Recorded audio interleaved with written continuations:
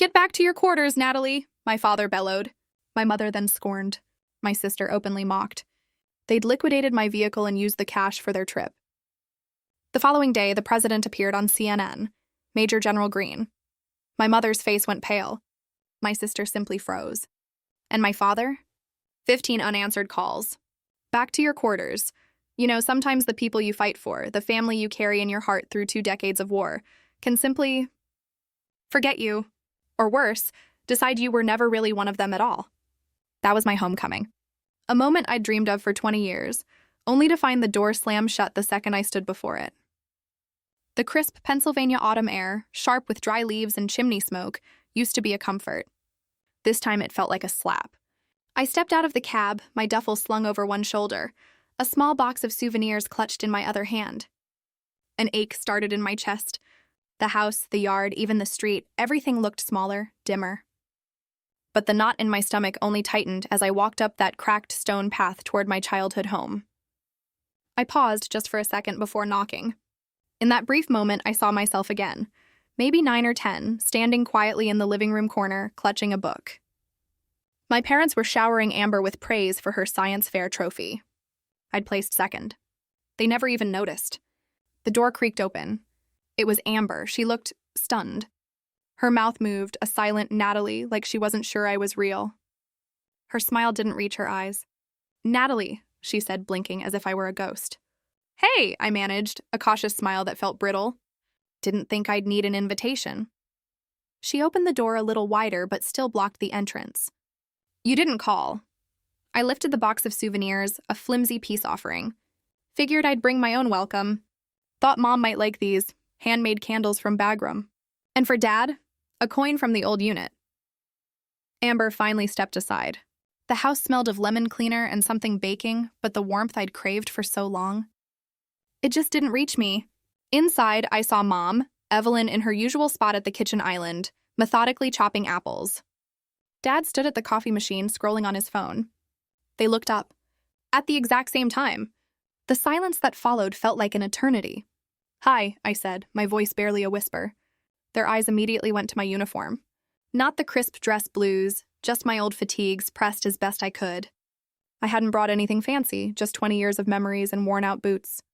"You're here," Mom said, her tone flat, almost devoid of emotion. "You didn't say." "I wanted it to be a surprise," I replied, a desperate hope fluttering in my chest. Dad set his mug down with a clink. "Did you just get out?" I nodded. "Last month." He gave me this weird, assessing glance. "You didn't bring much. Where's the car?" "The Thunderbird." My heart clenched. A sudden, cold silence descended. Then Dad answered, blunt as a blow. "Sold it last year." My stomach dropped. "You sold my car?" My voice cracked. "There wasn't room for old junk," he sneered. "Said you weren't using it? That car." I swallowed hard, fighting back the surge of emotion. It was in my name. "It was in the garage of our house," he countered, crossing his arms. Matter of fact, we needed the space. I just stared at him. I wanted to scream, to ask if the money went to Amber's lavish wedding or one of their exotic cruises, but I bit my tongue so hard I almost tasted blood. I turned to Mom. "You didn't even tell me." She picked up an apple slice, took a bite, and shrugged. Shrugged. "We didn't think it mattered." "You were gone, like a stranger, like a package returned to sender." That's how it felt. Amber hovered near the stairs, looking down. "I didn't know either," she mumbled, almost too quiet to hear. I looked around again. At the photos on the wall that were missing me. At the empty space where my car used to sit, a ghost in the garage. At this kitchen I'd pictured so many times from my bunk in dusty tents. I thought there'd be hugs, maybe a banner, or at least a fresh cup of coffee. Instead, Dad walked over, crossing his arms, his face set. "Natalie, you chose your path. Military life, discipline, independence." We respected that. I straightened my shoulders, trying to project strength I didn't feel. "I gave 20 years. No one asked you to," he snapped. The words hit me like a physical blow. "You chose that over family. So maybe you should go back to the barracks where you belong." The air in the room thinned. The edges of everything blurred. I hadn't expected a parade, no, but I sure as hell hadn't expected exile.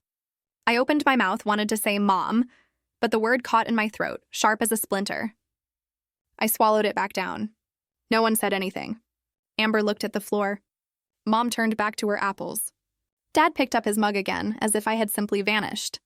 Like I wasn't even there. I turned toward the door, each step heavier than the last, my duffel bag still slung over my shoulder, the box of unopened souvenirs in my hand. I stepped down from the porch and looked back at the house. The white shutters, the cracked steps, the windows I used to peer through as a girl, dreaming of the world. It looked exactly the same, but it had never felt more utterly foreign. I took a step back from the threshold, staring at the familiar structure as if seeing it for the very first time from the outside. I used to be their pride, I thought, but only when I was a framed picture on the mantel, not a real breathing human. The kitchen hummed with a quiet so stark it hurt. I'd sat through dinners in war zones with more warmth than this. Amber scrolled through her phone, trying to show me some photo of Paris, but her words just drifted past me like static. Then I caught sight of it. Behind her, tucked crookedly, dusty, almost hidden by the edge of a spice rack, a photo of me. In uniform at my first oath ceremony, I was standing tall, stiff with nerves and determination, just 19. That photo used to hang in the living room, proud and prominent. Now it clung to a nail behind the kitchen door, like someone couldn't bring themselves to throw it away, but definitely didn't want to see it either. Amber caught me looking. "Oh," she said, twisting slightly. "That's still there." "Yeah," I replied, a bitter taste in my mouth. "Didn't expect to find it here." She offered a weak smile, sipping from her glass. "You looked so young." "I was 19, I murmured. That day felt bigger than anything. Mom set a pie on the counter, peeling off her oven mitts. "Your cousin Henry's son just joined Goldman Sachs," she announced, as if this was a perfectly natural extension of our non-conversation. Dad chuckled, a dry, sharp sound. "Smart kid. Knows where the future is." I tried to ignore the familiar sting. "We all take different roads," I said, forcing lightness into my tone. He gave me a pointed glance that spoke volumes. I'd taken the wrong one. Amber swiped her phone again, leaning in to show me her screen. "Here's the Amalfi Coast. We rented a yacht for a day." The photo was stunning, honestly. Crystal blue water, her boyfriend grinning, both of them holding cocktails. I managed a tight smile. "Looks beautiful." It was, though Venice was overcrowded. You wouldn't believe the prices. "Yeah," I said, the words hollow. "Europe's gotten expensive." The room shifted again. I felt like a phantom haunting my own memories. "You know," Dad said, sitting back, a smug look on his face, "if you'd just gone into finance like I planned, you could have traveled like that too. Or even better." I stared at him. "You planned?" "I mean, we had hopes," he said with a dismissive wave. "All those math awards, your analytical brain. You could have been VP by now. Maybe at Chase." "Instead, I managed a crisis zone in Kabul," I said softly, the irony almost suffocating. Evelyn, her back to me, wiped the counter with deliberate, slow strokes. "You always pick the hard road, Natalie." I opened my mouth, then closed it. What was the point? There was no breaking through this wall. Amber tried, bless her heart, to ease the tension. "Mom, remember when Natalie sent money for the roof repairs?" Mom nodded vaguely, but didn't turn around. Dad just took a bite of his pie as if nothing had been said. "And that time she covered the bills when I was between jobs?" Amber added, her voice a little louder now. Silence. I could feel the burn in my throat, a rising tide of injustice. "It's okay," I said, trying to sound calm. "I didn't expect a medal." Evelyn finally turned, her eyes tired, so tired. "You always make it sound like we failed you, but you chose paths we couldn't follow, then blamed us for being left behind." Her voice wasn't harsh, but it cut deeper because it was so utterly weary, as if my entire life had been nothing but an exhausting inconvenience to her. "I never blamed you," I whispered, my own voice cracking. "I just wanted you to see me." "You're right here," Harold muttered, his gaze fixed on some distant point. "And all you've brought is rain." I didn't know if he meant the sudden downpour outside, or my very presence. Maybe both. I stood up. The weight of everything pressed down on me, heavier than any gear I used to carry in the field. No one tried to stop me. Outside, the wind had picked up, howling now. Autumn leaves skittered across the sidewalk, and the first fat drops of rain hit my shoulders. I didn't run. I welcomed the cold, the sting on my face. It grounded me more than anything inside that house ever had. I pulled out my phone, my fingers hovering, then moving quickly through the familiar military resource system. Veteran Aid, Emergency Shelter. I found it. A transitional housing facility for former service members, about 45 minutes away. I took a deep, shuddering breath and clicked, Get directions. The sky opened up then. Rain poured down as if the heavens themselves were done pretending. I walked away, the screen still glowing in my palm, and I never looked back. Maybe I should have known from the start that home isn't just a place with a roof over your head. It's the place that doesn't shut the door when all you carry is the truth. The fluorescent lights above the reception desk flickered, casting a sterile glow over the cracked linoleum floor. This Army lodging facility was no Ritz-Carlton, but it was warm, quiet, and honestly, more welcoming than my parents' house had been. I signed the check-in sheet, my hand still stiff from the cold rain, my name barely legible on the carbon copy. The receptionist, a young corporal with tired eyes, gave me a small nod and slid a plastic key card across the counter. Room 207, Sergeant Major. Mess hall's down the corridor. Dinner's till 2100. I thanked him with a smile that didn't quite reach my eyes. Just Sergeant, I corrected automatically. The word Major still felt like a ghost on my shoulder, a title I hadn't truly claimed. My boots thudded against the worn carpet as I made my way to my room. Inside, it smelled faintly of disinfectant and something metallic like old radiator heat. I dropped my duffel beside the bed and carefully hung my uniform jacket on the back of a wooden chair. It was the same one I'd worn when I received my final commendation, a row of ribbons stitched above the heart, now dulled by time and memory. I stared at it for a long moment, then turned away. I couldn't decide if it was pride or sorrow that tightened my throat. Later, the mess hall buzzed with soft conversation. Trays clattered, forks scraped, and somewhere in the back, a radio played an old country song. I was picking at a tray of meatloaf and instant mashed potatoes when I heard a voice I hadn't heard in years. Well, hell, if it isn't Natalie Pierce. I turned slowly, my spoon halfway to my mouth. There he stood. Marcus Bell. Same cocky grin, though his hair had thinned a bit and his posture had stiffened. He wore a pressed uniform and a confident air that suggested he hadn't aged a day since Kandahar. Marcus, I said, and despite myself, I smiled. You're still alive? That's what the VA keeps telling me, he chuckled, sliding into the chair across from me without asking. Heard you were back in town? You must have heard wrong, I muttered, shaking my head slightly. I'm just passing through. His gaze narrowed. Family not too thrilled to have you home? I didn't answer. My silence said enough. He leaned back, folding his arms. You know, the president's prepping this big recognition ceremony. Something national. High honors. Rumor is one of our own might be named. I swallowed the lump forming in my throat. I'm sure someone deserves it. You ever think, he said slowly, looking right at me, that maybe it's you? I looked at him, my expression guarded. That's a long shot. I don't think so. I don't, he replied. You were always the one. You held our unit together when everything else was falling apart. You led without needing stripes. I shook my head, laughing bitterly. Apparently, that doesn't count for much in my hometown. His eyes softened. I always thought you'd be the first one of us to get pinned a star. Honestly, I still think I'm right. That hit harder than I expected. I looked down at my tray, appetite gone. There was something in his voice. Conviction, maybe? Or the sting of recognition I hadn't realized I craved. We sat in silence a while longer, and then I made my excuse and left. Back in my room, the shadows had lengthened, and the old radiator hissed like it was trying to whisper secrets. I tossed my coat over the bed and picked up my phone to silence a message notification blinking on the screen. But it wasn't a text. It was an encrypted email from a Pentagon address I hadn't seen in over a year. Subject: Invitation. National Recognition Ceremony. Classification: Top secret. Eyes only. Priority. Immediate response. My hands trembled as I clicked it open. The invitation was short, clinical, but unmistakable in meaning. A single line stood out, etched into my vision like a brand. You have been selected for national recognition. Clearance code, Megan Theta Blue. Confidential until announced. I sat back in the chair, phone still glowing in my hand. So it was real. So was the war I had just begun with my past. The morning light crawled through the narrow window slats of the military lodging, slicing the room into thin beams of golden shadow.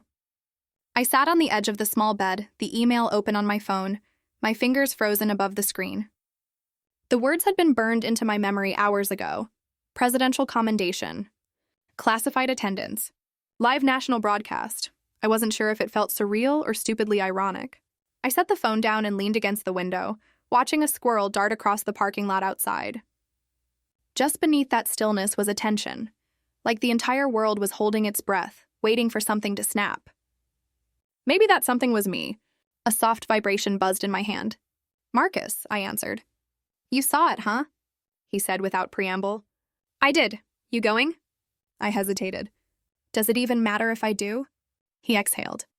"You're the only one they're naming. You know that, right?" I figured. "You're gonna be on CNN. They're already teasing the segment." I didn't respond. My mind was somewhere else.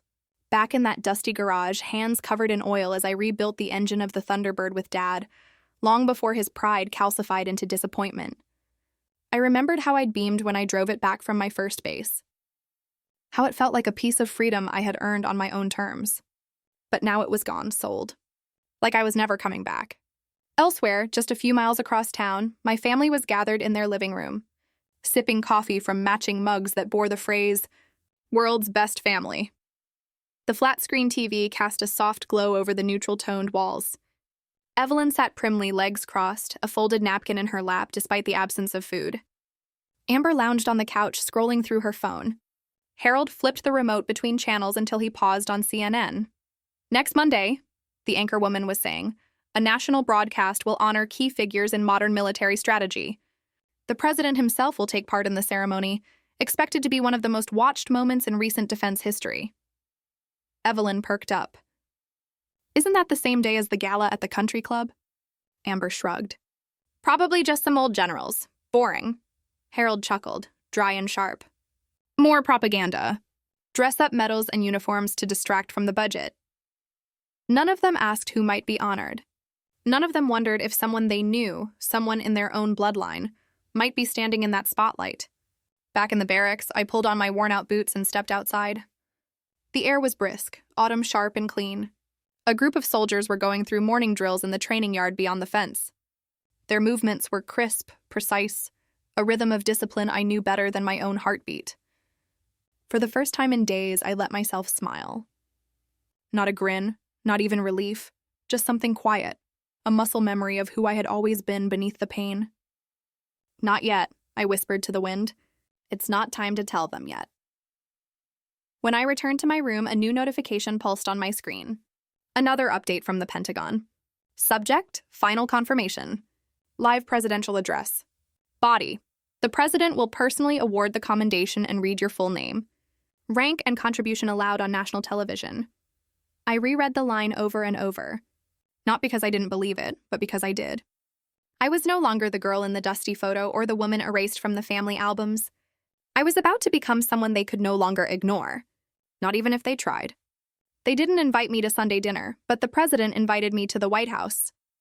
I stood in front of the mirror, the full dress uniform crisped against my skin. The 4 stars on my shoulders weighing more than any battlefield gear I'd ever worn. The medals, freshly polished, caught the faint light streaming in through the window. I adjusted the collar one last time, my fingers brushing the threadbare ribbon stitched over my heart. The one that had survived Afghanistan, Iraq, and the countless silences of coming home to no one. "You look..." Marcus's voice trailed off as he stepped into the room. "Damn, Natalie, that uniform was made for you." I gave him a faint smile. It took 20 years and every ounce of doubt to grow into it. Outside, crews were setting up temporary barriers and media tents. Flags fluttered across the lawn, and a podium had been assembled beneath the seal of the Department of Defense. It felt surreal. I'd walked through mortar fire. I'd held dying comrades. I'd crawled through mud so thick it felt like death's own hands. And yet, standing here, preparing to be recognized live on national television, made my hands shake in a way combat never had. Marcus handed me a program. "Your name's at the top of the list. First to be called. The president himself will do it." My throat tightened. I stared at the paper like it was a classified document from my early days. Dangerous, sensitive, irreversible. "They'll all hear it tomorrow," he added. "The whole country." I nodded, but said nothing. My mind flicked to a different kitchen. A different kind of Sunday, one where my mother was probably basting a roast chicken, humming softly. My father might be sorting bills or reading the paper. Amber, oh perfect. Amber scrolling endlessly on her phone. The phone she held right now might already be vibrating with the truth. Across town, I imagined that very scene. Evelyn placing the golden-skinned chicken into the oven. Harold grumbling about rising grocery prices. Amber stretched across the couch, scrolling. Her eyes narrowed. She paused. A single headline caught her attention. Tomorrow's ceremony to honor unsung heroes of national defense. And just beneath it, trending hash, Natalie Green. Me, she murmured, eyes still glued to the screen. Kai Tanai, Quinn Lam. Evelyn didn't look up. What are you mumbling about? Amber frowned, turning the phone toward her. But the moment passed.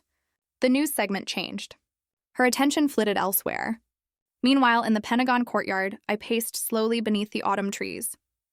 Bronze leaves swirled around my boots. I thought of the times I'd walked similar steps. Toward briefings, toward farewells, toward helicopters that never returned the same. A tall man in civilian dress stepped toward me. The Secretary of Defense. He offered his hand with a reverence that startled me. Tomorrow, Major General Green, the nation will learn your name, and we will owe you a debt we can never repay. Thank you, sir, I said quietly. But I didn't do it to be known. No, he agreed. But that's exactly why you must be. Later, Marcus and I sat on a bench near the perimeter. His voice was softer now, personal. You sure you don't want to invite them? We can make room. I didn't look at him, just watched a young private walking her German shepherd near the barracks. The dog paused, sniffed the air, then looked up at its handler like it sensed something important had shifted. They had every day for 20 years to ask me where I was, I said. They never did. Marcus exhaled through his nose, nodding. Besides, I added, standing to leave, they already made their choice. That night, I packed my things carefully. The invitation embossed with the presidential seal sat unopened on my desk. Tomorrow would come. The whole world would be watching. But for tonight, I let silence be my guest. And as I lay down, somewhere in the house that no longer felt like mine, a television blinked on. 10 a.m. tomorrow, live from Washington, D.C. The president will honor our nation's most outstanding defenders. Stay tuned. When the president read my name live on national television, the whole nation applauded. My family, on the other hand, fell silent. The ceremonial hall was awash in white and gold. Crisp military uniforms lined the front rows, and the presidential seal gleamed behind the podium. I stood at the edge, hidden just out of frame, as the CNN broadcast flickered across televisions in every state, including the one in my parents' living room. Amber's voice once echoed in my head like a ghost. You'll never be recognized by anyone outside this house. I used to believe her. For years, I measured my worth by the silence of those who should have clapped first. President Hellbrook stepped forward, tall, composed, and dignified. His speech opened with the usual honor, service, sacrifice, strategy, but I felt the tremble in my fingertips grow with each passing minute. This moment was real, and I wasn't ready. In a time when our nation faced unprecedented threats, the president said, one mind brought clarity to chaos. One leader, forged not in comfort but in crisis, charted the course we followed to security. My breath hitched. The Department of Defense, in partnership with the National Security Council, proudly recognizes Colonel Natalie Green for groundbreaking strategic leadership, unwavering service, and unshakable integrity. I heard applause like a wave crashing forward. But in my mind, all I could picture was a suburban living room in Pennsylvania. Evelyn's hand slipped. The crystal tumbler hit the carpet with a dull thud. Amber's phone froze in mid-scroll. Harold didn't speak. He just stared at the screen, watching the daughter he dismissed be called a national hero. The room at the White House blurred as I stepped forward. The president extended his hand. Welcome, Major General Green, he said, pinning the insignia over my heart. I saluted, crisp and exact, then lowered my hand to the thunder of applause. Cameras zoomed in. I smiled, not because I felt victorious, but because the tears wouldn't stay hidden forever. This was not revenge. This was liberation. Behind me, Marcus whispered, I told you they'd see you. And they did. Just too late. Somewhere in the crowd, General Cooper nodded. I caught his eye. And in that instant, every night I spent staring at ration maps, every hour commanding from sand-swept tents, every soldier I lost, all of it compressed into one breath. One name finally spoken aloud. Back in that quiet Pennsylvania house, Evelyn sat unmoving as the words, "Major General Green," echoed from the TV speakers. The silence was louder than the applause. Later, in the black SUV taking me back to the Pentagon quarters, my phone buzzed violently in my lap. I didn't want to look, didn't need to, but I did. Dad, 15 missed calls. When I lived in silence, no one bothered to check in. Now that the news screamed my name, everyone suddenly remembered me. The alert tone on my phone hadn't stopped since I returned to the military hotel that evening. Notifications piled up like snow in a storm. Unread texts, voicemails, tagged posts, emails from addresses I hadn't seen in over a decade. My name was everywhere, splashed across news tickers, hashtags, and even meme pages. A text from an old classmate. "Didn't know you were that Natalie Green. Congrats." A former sergeant I barely remembered wrote, "Always knew you'd go far, ma'am." And from someone I didn't recognize at all. "You give me hope. Thank you for your service." I sat on the edge of the bed. The uniform jacket, now folded neatly beside me, still carried the warmth of that moment, of the applause, the respect, the gaze of a president who knew my worth. And yet none of it fully reached the part of me that still remembered the birthdays, missed the calls, unanswered, the silence from home. The silence was gone now. Amber called. I stared at the screen as her name flashed once, twice. I let it ring. I couldn't hear her voice. Not yet. Not without remembering the birthday card I'd sent her 5 years ago, the one with a photo of us as kids. No reply ever came. Then Evelyn left a voicemail. Her voice was trembling. Not with grief, but with the weight of realization. "Natalie, we were wrong. I was wrong. I don't even know where to start. But if you ever decide to call, please just know your mother is proud of you." Another buzz. An email this time from Harold. Subject. Let me explain. "Natalie, I don't know how things got so far. I didn't think it would come to this. I thought I was protecting the family, but maybe I was protecting myself from the truth. I would like to see you. Please allow your old man the chance to look you in the eye." Marcus knocked gently on my open door. "They're all coming out of the woodwork, huh?" I didn't look up, just nodded. He sat across from me. "You're going to respond?" "I don't know," I said. They chose their silence. "I get to choose mine now." He leaned forward. "That's fair. But if you don't give them a chance, you may never hear the full truth." I met his gaze, firm. "I'm not ready. And this time, no one gets to push me." Later that afternoon, CNN reached out, the same reporter who'd narrated the ceremony coverage. "We'd like to do an in-depth segment," she said over the phone. "Your career, your legacy, and the years you were overlooked. There's something compelling about the woman who led with brilliance but came home to indifference." I paused. "Let me think about it." Click. The line went dead, but the echoes didn't fade. Just before midnight, my phone buzzed once more. This time it wasn't a reporter or a stranger. It was Amber again. The message was simple. "I'm coming to the base. I need to look you in the eye." Amber didn't bring flowers. She brought the look of someone seeing herself in me clearly for the first time.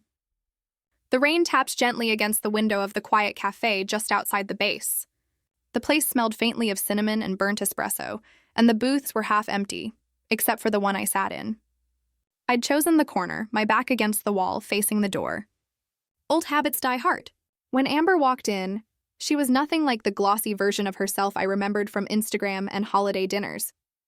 No makeup, plain jeans, a jacket one size too big. And her expression? It wasn't apologetic. Not quite. It was bare. She spotted me instantly. I didn't wave. I didn't smile. I just watched. She slid into the seat across from me and took a breath. "I didn't come to make excuses," she said. "Good." Amber folded her hands in front of her like a student before a lecture. "I was wrong. We were wrong. But you never said anything either." I raised an eyebrow. "I did, many times. You just didn't listen. None of you thought I was worth listening to." Her lips trembled slightly, but she held my gaze. "That's true. We treated you like a shadow, like someone who'd chosen a life we couldn't understand. So we stopped trying." Outside, a car passed by, its tires slicing through the wet street. The silence inside the cafe stretched, but it wasn't awkward. It was necessary. Amber continued, her voice low. "I always thought I was the one who had it harder, weirdly. The golden child. the one who had to keep the family together, to be perfect. They spoiled me, yes, but they expected everything too. And I leaned into it. I thought if I kept pretending you didn't matter, maybe they'd never notice how much you did. I leaned back, letting her words settle.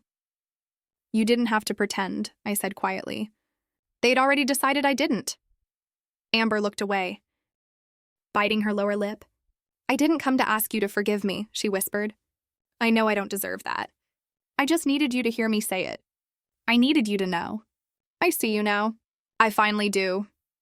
Her voice cracked on the last syllable, and she blinked quickly, wiping her cheek with the back of her hand. She didn't sob. She didn't collapse.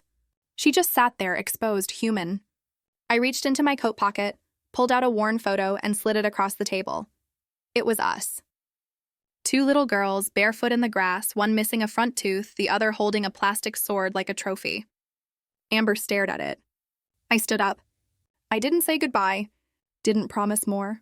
Some cracks take years to mend, but at least now the light was getting in. Sometimes the ones who bleed the most aren't the ones who get shot, but the ones quietly killed by silence. The morning sun glared off the asphalt, sharp and unrelenting. I'd just finished drill. Sweat still clung to the back of my neck. My breath still steadying from the push-ups Marcus had insisted we add. He'd smiled when I groaned. I didn't smile back. Inside the operations tent, General Cooper handed me a sealed envelope with the Department of Defense crest pressed deep into its flap. He said nothing at first, just waited as I tore it open and scanned the words. You'll be speaking at the Strategic National Defense Summit, he said simply. They've named you keynote. First woman in 10 years. I didn't respond right away. It felt far away. Another world, another Natalie. You earned it, he added softer now. Marcus walked in with a clipboard, glanced at me, and then back at Cooper. She's also got visitors, he said quietly. Persistent ones. I didn't need to ask who. I already knew. I changed into a clean shirt and walked across the base toward the gates. From a distance, I could see a figure standing stiffly beyond the barrier, hands in pockets, head high. Though his stance betrayed him, he was bracing for something, probably rejection. Harold Green hadn't aged well. His hair had receded further, and the lines around his mouth had deepened. Maybe from worry, maybe from guilt, or both. He didn't flinch when I approached, but he didn't smile either. We stood like soldiers waiting for orders that would never come. I had to pull strings to get here, he said. They don't usually let civilians through. I nodded non-committally. I wanted to see you in person. I folded my arms. You're seeing me. He shifted uncomfortably. You've done more than any of us imagined, more than I ever gave you credit for. Still, I said nothing. I thought I was doing the right thing, keeping you grounded, keeping you close to the family path. His voice cracked, but I was wrong. I see that now. You made something bigger than I could ever have imagined. A breeze swept through the gate posts, fluttering the base flag high above us. Harold looked down at his feet, then back at me. Is it too late if I wanted to try again? To start over? I exhaled slowly, deliberately. It's not that you're too late, I said. It's that I'm not starting from that place anymore. I've built a different life, one without begging for someone to believe in me. He blinked once. I saw his throat move as he swallowed hard. The same man who once told me emotions were for the weak now stood in front of me, unarmed and unsure. I just wanted to tell you. I'm proud, he murmured. Even if I didn't act like it. I gave him a nod. A small one. No anger, no forgiveness, just the quiet boundary I'd fought years to build. Then I turned and walked away. Behind me, I heard his footsteps hesitate, then slowly retreat. The sun was still sharp, but I walked into it with my eyes open. They used to erase my name from the dinner table. Today I stand on a stage and say it clearly. I am Natalie Green. The room was vast, rows upon rows of uniforms, medals, and eyes that had seen too much to be easily impressed. A military band had just played a subdued version of America the Beautiful, and the MC's voice echoed through the hall. Our next speaker needs no preamble. You've already seen her story unfold, but let her speak it herself. Please welcome Major General Natalie Green. The lights were sharp. Cameras tracked every step as I walked up to the podium.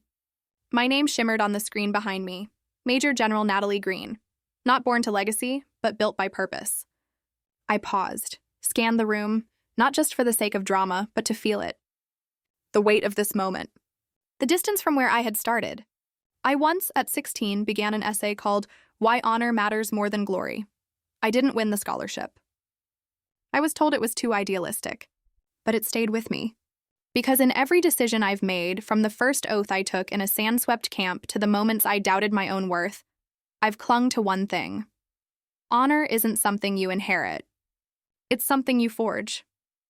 The silence in the hall was dense, respectful. I joined the military not to prove anyone wrong, but because I knew I couldn't live a life pretending I was less than what I was meant to be. I wasn't born into tradition. I wasn't raised in a home that spoke my language. The language of duty, sacrifice, conviction.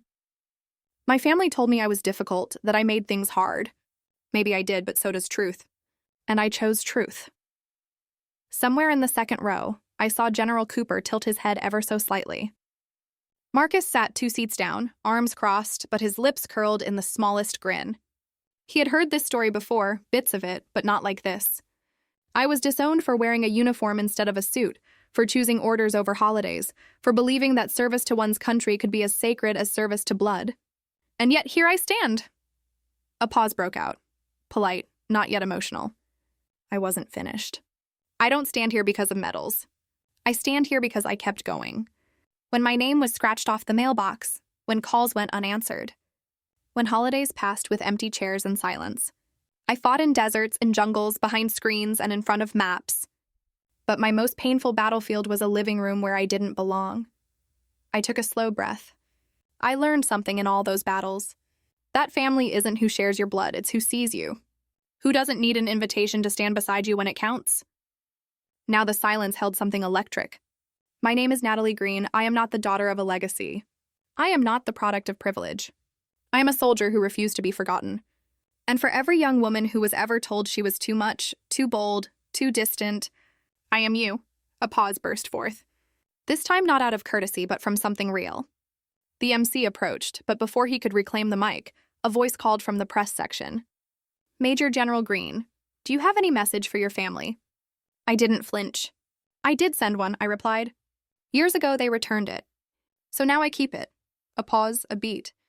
Then a wave of standing ovations swept through the room. No anthem, no order, just hands clapping for someone who had never expected them. When I returned to my hotel room that night, the inbox on my phone blinked with unread messages, but only one stood out. Subject, do you want to see Mom from Amber Green? I stared at it for a long time, not opening it, not deleting it either, just holding it there like a letter I'd already written, in a voice I had finally claimed. She once taught me how to button my blouse. But when I needed her to say one thing, just one, she said nothing. The hospital room was dim, save for the filtered lights slanting through beige blinds, casting dusty lines across the tile floor. Evelyn lay still in the narrow bed, eyes half closed as if pretending not to notice when I entered, but her fingers tightened slightly around the thin sheet enough to betray that she had.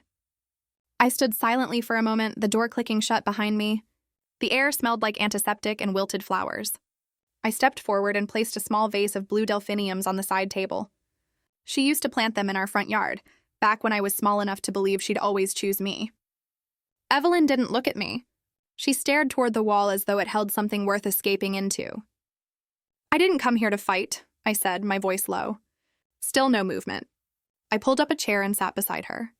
There was so much I could say, so many words that had built up, calcified in the years we didn't speak, but none of them felt right in this moment. The silence wrapped around us like a second curtain. At last she spoke, quiet, raspy, but firm. I taught you how to live well. I just never had the courage to live beside you. I blinked slowly, unsure if the sharpness in my chest was grief, anger, or some strange combination of both. Is that what this is? I asked. Courage? She turned her head just slightly, finally meeting my eyes. Hers were sunken, rimmed red. Not from tears, I suspected, but from the weight of years buried in avoidance. I don't need anything, she said. No apologies, no explanations. I just wanted to see you one time. Not as someone I failed, just as my daughter. I sat back, let the words settle. She hadn't asked for forgiveness. She hadn't earned it, but in her own fractured way, she was reaching across a chasm she helped dig. You didn't stand up for me, I said, voice steady. You watched them dismiss me. You let them erase me? Evelyn winced. I know why. Her eyes drifted toward the window. Because I feared your father more than I feared the truth. There it was. The sentence I'd carried like an open wound since I was 14. I stood slowly, the chair creaking as I pushed it back. Her gaze followed. You don't need to forgive me either, I told her. But if you want to see me clearly, even once, I'm here right now, standing. A long pause. Then just as I turned to leave, her voice caught me. You're not like him, she whispered. You're better, I didn't reply. I couldn't. My throat tightened as I walked out of the room, past the nurse who nodded gently, past Amber, waiting in the hallway with red-rimmed eyes. I didn't stop. I didn't need her permission anymore. Evelyn whispered, I'm not like my father. I'm better than him. They invited me for dinner. But that chair? I gave it back a long time ago. The car pulled up outside the old house just after dusk. Amber had sent it along with a carefully worded message. If you want closure, maybe you should let them try. Closure. As if it were a form I needed to sign off on. As if their guilt could be exchanged for reconciliation. I stood in front of the house that no longer felt like mine. The porch light flickered. Inside, I could see silhouettes moving in the kitchen. My mother at the stove, my father pouring wine, Amber setting the table. For a moment, the scene almost looked warm, but memories returned, sharp and uninvited. The last dinner I had sat at this table years ago. Amber had just gotten her acceptance letter to college. Everyone raised their glasses. No one noticed the envelope with my enlistment papers still sealed in my lap. I stepped inside. The smell of roast and herbs tried to play nostalgia, but my chest stayed still. Amber met me at the door with a smile too hesitant to be sincere. We're glad you came, she said, and I nodded. Evelyn was at the stove, thinner now, paler since the hospital. Harold gave me a stiff, awkward nod. We sat, the meat was well cooked. The wine was expensive. Conversation tried to start. Amber talked about her firm's latest case, Harold about politics. My mother barely touched her food. I saw your speech, Harold said after a while. The one at the defense summit. I took a sip of water. Did you? He nodded. Impressive. Articulate. A lot of people are proud of you, Natalie. Are they? I said. Interesting. Silence followed. Amber pushed her mashed potatoes around with her fork.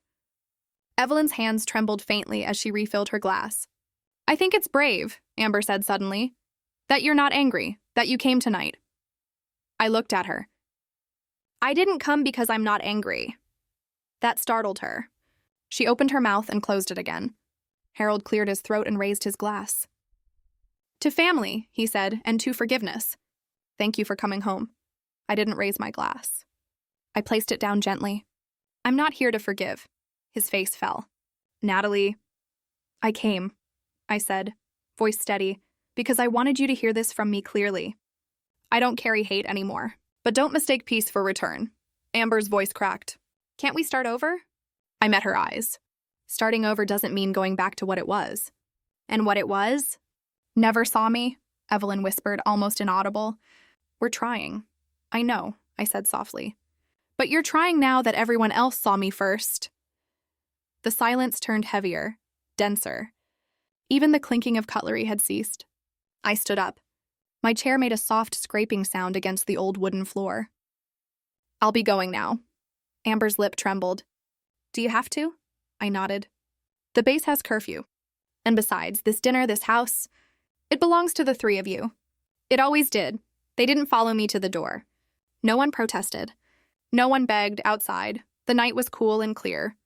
I looked up at the stars. The same stars I used to count through my bedroom window as a girl, wondering what kind of world was waiting for me out there. I found it, and it wasn't here.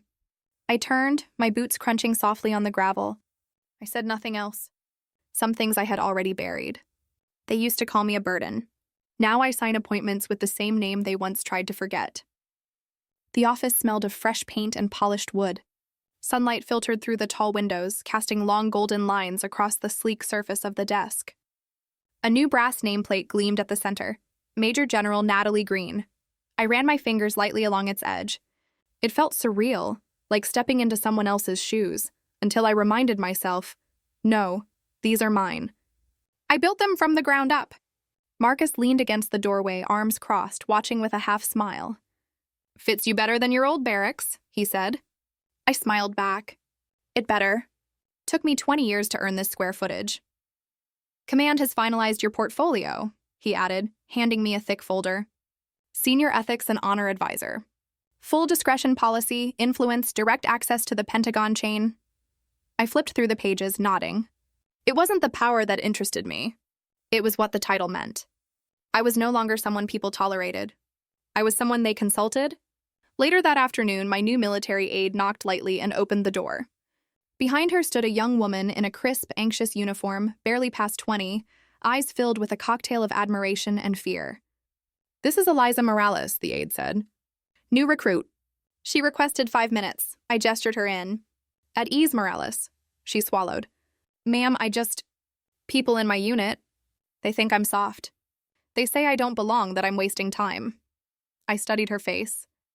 It wasn't tears she held back. It was something harder. Shame, the kind you start to believe. "Do you want to be here?" I asked. "Yes, ma'am. More than anything." "Then write your name with what you do, not what they say." She blinked. "I don't understand." "You will," I said, standing. I walked to the cabinet, pulled out a framed photo of my first squad, rough faces, mud-streaked uniforms, and me. Smallest of them all, still unproven. They called me dead weight once. Said I wouldn't last a month. Her eyes widened. I lasted 20 years. You don't need their permission to matter. Just consistency. She stood straighter. "Thank you, ma'am." As she left, I returned to my desk. In the drawer, folded neatly, was an envelope. I had never opened my father's letter, sent weeks ago. I stared at it a long moment, then placed it into a locked box. Some things weren't doors. They were traps shaped like apologies. The light was fading when Marcus came in again. "You know, I never got a chance to say it properly." He said, "Congratulations." I nodded, lifting the first document of my tenure. It was a directive for ethics training reform, one that would reach every base nationwide. I picked up the pen. The weight of it wasn't heavy. It was earned. By order of Major General Natalie Green. As the ink dried, I glanced at my calendar. A red marker circled the date for my first official visit next Tuesday. Location, Fort Holston, the base where I'd once spent nights writing letters home that were never answered.